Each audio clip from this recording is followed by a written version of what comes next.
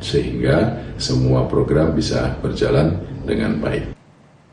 Tancap gas Prabowo merangkul kubu perubahan membuat koalisi ini menjadi yang pertama memilih pisah jalan. Apalagi PKB sudah lebih dulu menyatakan siap bergabung dalam pemerintahan Prabowo Gibran. Lalu bagaimana dengan Nasdem dan PKS? Akankah mungkin ikut juga dalam koalisi Prabowo Gibran? Dan parlemen akan menyisakan PDI Perjuangan sebagai satu-satunya oposisi. Kita bahas sore ini bersama politisi Nasdem Irma Yago, lalu juga ada politisi PDI Perjuangan Aryo Seno Bagoskoro dan juga Direktur Eksekutif Parameter Politik Indonesia Adi Praitno. Selamat sore Ibu dan juga Bapak. Apa kabarnya nih? Selamat sore. Assalamualaikum warahmatullahi wabarakatuh. Waalaikumsalam. Saya mau langsung ke Partai Nasdem yang sore hari ini ketua umumnya bertemu dengan Prabowo Subianto, Presiden terpilih. Jadi ini udah firm, Bu Irma, kalau Nasdem ini masuk bergabung dengan koalisi Indonesia Maju Prabowo Gibran. Insya Allah, sebagaimana yang disampaikan Ketua Umum kami, bahwa kepentingan nasional itu di atas kepentingan partai politik. Kita butuh ketenangan, kita butuh juga kesulitan dalam membangun Indonesia ke depan menjadi lebih baik. Itu adalah salah satu niat yang disampaikan oleh Ketua Umum kami, Bapak Surya Paloh, bahwa kepentingan politik itu harus di bawah kepentingan nasional. Begitu. Jadi artinya bisa diartikan bahwa kemungkinan besar bergabung. Insya Allah. Dan hari ini dinyatakan nanti usai pertemuan keduanya antara Pak Surya dengan Pak Prabowo? Bisa jadi karena terus terang saya memang nggak ikut, tapi saya diberitahu bahwa Ketua Umum kami sedang melakukan kunjungan dan kemudian bertemu dengan Pak Prabowo. Sebagaimana yang memang selalu disampaikan oleh Pak Surya bahwa kepentingan Partai Nasdem kepentingan Partai Nasdem itu harus di bawah kepentingan nasional. Jadi bagaimana kita bisa membangun keutuhan bangsa, menjaga persatuan dan kesatuan bangsa. Nah, disitulah Nasdem harus berdiri tegak seperti itu. Oke, kalau kemungkinan besar nih Nasdem juga akan merapat. Sebelumnya kemarin juga PKB juga sudah ditemui oleh Prabowo Subianto juga. Kemungkinan nanti juga akan PKS. Kalau gitu, jangan-jangan hanya menyisakan PDI Perjuangan yang menjadi oposisi nanti kelak, Mas Eno. Ya, kalau kami kan memang hari ini masih terlalu dini untuk bicara itu. Karena apa? Bahkan hingga hari ini, detik ini pun kami masih dalam proses menjalani sengketa secara hukum di PT UN. Apakah itu nanti akan berpengaruh terhadap penetapan hasil atau tidak? Buat kami bukan satu perkara, tapi yang menjadi fakta realitas secara empiris hari ini kami masih berjuang di sana. Oleh karena itu kami tidak berubah dalam posisi terkait kritik terhadap jalannya Pilpres kemarin. Dan kami menyampaikan itu secara konsisten bahwa ada hal-hal yang harus menjadi concern, harus kemudian menjadi perhatian, dan itu kemudian tidak bisa dengan begitu saja seperti membalikkan telapak tangan kami bisa berkompromi dengan situasi itu. Maka hingga hari ini kami masih berada pada situasi itu. Sebab secara historis PDI Perjuangan kan pernah juga berada di luar pemerintahan di era Pak SBY misalnya selama 10 tahun. Dan itu tidak mengurangi sama sekali posisi yang mulia di dalam demokrasi bahwa menjadi bagian dari mekanisme check and balance meskipun tidak memegang kekuasaan istana, itu juga sama mulianya dengan yang melakukan eksekusi program di dalam kabinet. Jadi buat kami yang menjadi prioritas kami sekarang selain kemudian kita mengkritisi proses pemilu, kita tahu bahwa kita akan menghadapi pemilu kembali di periode selanjutnya, baik di Pilpres 2029 maupun di akhir tahun masih ada pilkada serentak. Yang itu semuanya perlu perhatian, jangan sampai cara-cara kemarin direplikasi di pemilu selanjutnya, karena pemilu itu satu-satunya kesempatan kita bisa bicara tentang kedaulatan rakyat secara hakiki. Saya rasa itu. Mas Adi, kenapa sih Pak Prabowo ini usai penetapan KPU langsung gercep ya, tancap gas nih tanpa rem nih, dekati koalisi perubahan bukannya PDI Perjuangan yang merupakan koalisi Ganjar dan juga Mahfud begitu di dalamnya. Kenapa itu, Mas? Saya kira ada dua hal ya. Pertama, memang ada kecenderungan dari Prabowo itu untuk melakukan politik akomodatif terhadap pihak-pihak yang selama ini berseberangan secara politik sekalipun. Yang kedua tentu pasti ada upaya-upaya untuk menambah kekuatan politik kubu nomor 2. Karena kalau kita membaca kekuatan politik gabungan dari 4 partai ini kan kurang lebih sekitar 43% kekuatan di parlemen. Tentu itu tidak kondusif ya untuk mengamankan kepentingan politik strategis di masa yang akan datang. Oleh karena itu memang dalam konteks apapun ada kecenderungan di negara ini siapapun yang terpilih sebagai presiden pasti akan merangkul pihak-pihak yang lain terutama untuk mengamankan kepentingan politik parlemen. Yang menjadi pertanyaan itu adalah Apakah semua partai akan dirangkul? Apakah hanya sebagian saja? Berarti ini lebih ke memperkuat posisi parlemen di DPR begitu? Saya menduga ke arah situ salah satunya. Selain memang ini sebagai upaya untuk melakukan konsolidasi politik, karena memang rumus politik di Indonesia itu sederhana, Audrey, yaitu supaya tak ada protes, tak ada resistensi, tak ada perlawanan, sehingga kebijakan-kebijakan politik pemerintah itu bisa berjalan dengan mulus. Karena kalau memang terjadi instabilitas politik, tentu dikhawatirkan kebijakan politik pemerintah, apapun kebijakan politiknya itu, dia khawatir tersendat dan terkendala. Itu terjadi pada Jokowi di periode pertama, itu terjadi pada SBY periode pertama, di mana SBY dan Jokowi itu mendapatkan perlawanan dari kubu oposisi, dari pihak-pihak yang kalah, sehingga kebijakan politiknya itu seringkali deadlock dan seringkali itu bisa dibatalkan. Saya kira dalam konteks itulah kemudian Prabowo Subianto aktif melakukan safari politik, tentu berupaya untuk melakukan kerja-kerja sama politik. Nah, kalau gitu Mas Eno, PDI Perjuangan nggak rugi nih kalau nggak ikut pemerintahannya Prabowo Gibran? Belum lagi tadi disebutkan kan ada pilkada yang akhir, bisa saja menguntungkan kalau ikut koalisi dari Prabowo Gibran. Ya, kalau kita mendengar pemaparan dari Pak Ustadz Adi Prayitno, itu kan berarti kita bisa sampai pada satu kesimpulan bahwa hari ini konsolidasi elit untuk kemudian meminimalisir jumlah partai di luar pemerintah, itu kan dilakukan bukan semata-mata demi misalnya kepentingan bangsa, tapi ini terutama kepentingan Pak Prabowo ini, untuk kemudian agar nanti pemerintah ke depan berjalan dengan stabil. Artinya ini sebenarnya realisme politik saja, bahwa itu akan ada banyak gangguan secara politik kalau tidak bergabung dan lain sebagainya. Tetapi kami pada dasarnya menghormati keputusan sikap partai-partai politik manapun yang kemudian memutuskan untuk mengambil langkah misalnya dalam tanda kutip rekonsiliasi politik. Tapi Mbak, buat PDI Perjuangan sikapnya jelas, kami sadar bahwa hingga hari ini kebatinan rakyat yang memilih PDI Perjuangan mayoritas masih mengharapkan kami untuk berada di jalur kritis. Dan itulah sebenarnya kami akan rugi kalau kami mengambil jalan yang berbeda dengan kebatinan itu. Tapi secara ilmiah, secara politis, secara struktural kami tentu akan membahas itu semua di dalam variasi yang mana kami mengalami disiplin partai di Rakernas nanti di akhir bulan Mei, yang mana itu nanti akan menentukan sikap politik partai ke depan dengan dinamis. Tapi pada dasarnya hingga hari ini kami masih berpegang pada pembacaan ilmiah, salah satunya misalnya bahwa ada keinginan dari 60% lebih rakyat yang ingin ada sebuah mekanisme evaluasi atas Pilpres kemarin melalui angket misalnya, yang itu kemudian dipublikasi oleh Balitbang Kompas. Jadi itulah yang kami rugi kalau kami nggak menjawab kebutuhan itu malah kerugian kami. Saya rasa itu. Bung Irma, kalau gitu kenapa sih tadinya rival jelas-jelas mau mengusung perubahan, terus kemudian kemarin melalui PKB juga dititipkan justru ya agenda perubahan ke Pak Prabowo. Kalau gitu bargaining apa sih yang didapat Nasdem merapat ke Prabowo Gibran? Gini loh ya, Nasdem itu sebenarnya mau koalisi ataupun menjadi oposisi itu bukan prioritas kami sebetulnya. Tapi demi bangsa dan negara, supaya kita ini ke depan ini jangan ribut terus, kemudian persatuan dan kesatuan bangsa itu di atas segala-galanya, maka kami berpikir ya, memang harus disudahi perseteruan-seteruan ini. Itu yang pertama. Dan yang kedua, harus diingat ya, meskipun Nasdem di dalam partai koalisi sekalipun 2 periode bersama Jokowi, Nasdem tetap kritis.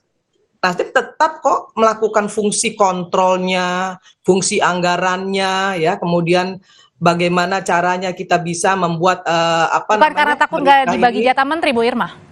Enggak, kita mau dikasih menteri pun kita belum tentu mau kok. Ya, kita ditawarin menteri juga belum tentu mau. Jadi jangan juga kemudian selalu berpikir pragmatis, ya, dalam rangka membuat Indonesia ini semakin kondusif ya. Kita bisa lihat ya, mungkin Adinda Adi tahu persis lah ya, Indonesia hari ini tidak baik-baik saja dalam hal misalnya teriakan-teriakan bahwa demokrasi itu sudah runtuh dan lain sebagainya. Padahal menurut saya demokrasi kita baik-baik saja. Buktinya semua orang bisa bicara seenak udelnya menurut saya, itu nggak diapa-apain juga gitu ya. Tapi bagi Nasdem kritik itu penting. Ya, bahwa kritik itu adalah kontrol sistem yang efektif terhadap pemerintah, karena pemerintah yang absolut pasti diktator. Makanya walaupun kami akan berada di dalam koalisi pun kami akan tetap menjadi kontrol sistem yang efektif terhadap pemerintah. Nah, kalau gitu hitung-hitungannya Mas Adi gimana? Bahkan Ketua Umum partai dari Mas Ahaye sendiri bilang itu koalisi jangan sampai rontok di tengah jalan. Kalau misalnya makin gendut gimana tuh Mas Adi, hitung-hitungan beberapa jatah menteri untuk Golkar, Nasdem? Ya, saya kira memang pernyataan AHY itu sebagai bentuk penolakan secara halus ya, jika ada partai politik di luar kubu nomor 3 bergabung.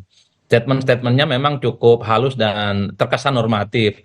Tapi kan ada warning, jangan sampai koalisi itu berhenti di tengah jalan, kemudian di tengah jalan itu ada yang mengundurkan diri, ada yang menjadi oposisi dari dalam dan seterusnya.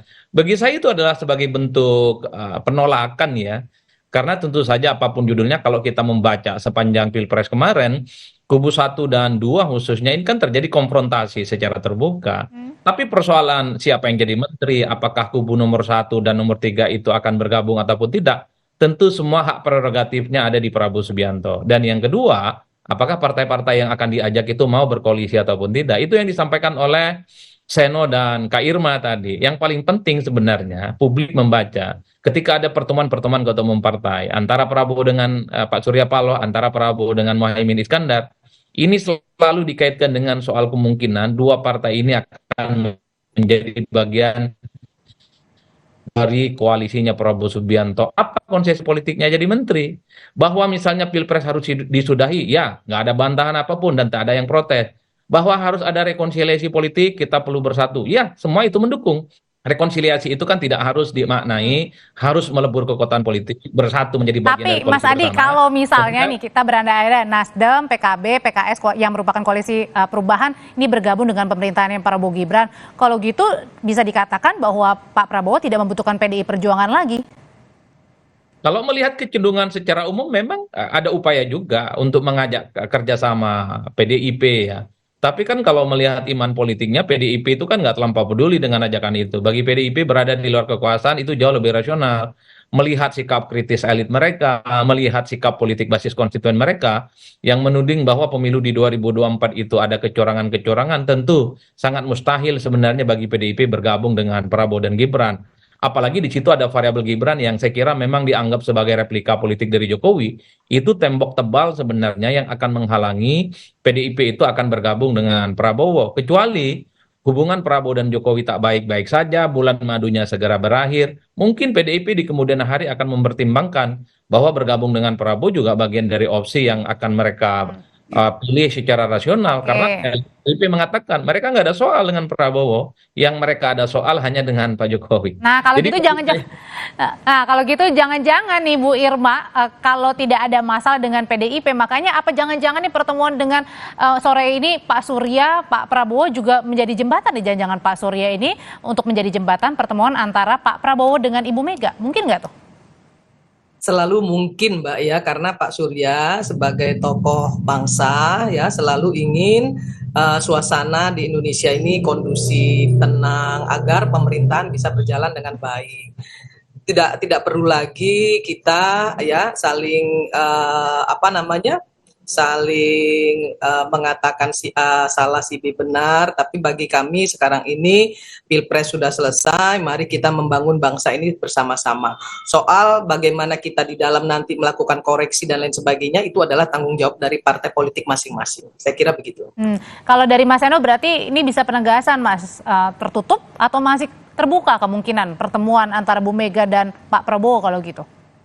Ya kalau pertemuan dengan Pak Prabowo kan sudah berulang kali. Kami akan sehari ini fokus kami adalah bagaimana kami menguatkan semangat seluruh simpatisan kader, kemudian para anggota PDI Perjuangan yang habis melalui pemilu yang demikian brutal. Apalagi di situasi kebangsaan hari ini kita melihat ekonomi kurs kita semakin geopolitik global juga berbagai terjadi. Kami bicara mungkin nanti Mas itu bisa dibahas, tetapi saya sepakat dengan Mas Adi bahwa kalau bicara tentang persatuan, bicara tentang bagaimana membangun kerukunan politik, itu tidak harus dimaknai bergabung dengan pemerintahan tertentu. Di luar pemerintahan sekalipun kami juga masih bagian dari NKRI yang bersemangat. Tapi kalau tadi Bu Irma bilang Mas Eno nggak apa-apa kok kalau di dalam pemerintahan tetap aja bisa kritis. Ya sama aja, di luar juga tetap aja, bukan berarti tidak cinta tanah air. Jadi sama aja buat kami, tidak ada perbedaan masalah posisi mulia atau tidaknya. Yang penting adalah seberapa kemudian hal itu bisa menjawab apa yang menjadi kegelisahan dari kebutuhan batin maupun lahir dari masyarakat Indonesia pada umumnya. Karena itu yang diamanatkan oleh partai, diamanatkan oleh ADRT. Fokus kami adalah untuk bisa mengabdikan kepada kedaulatan rakyat.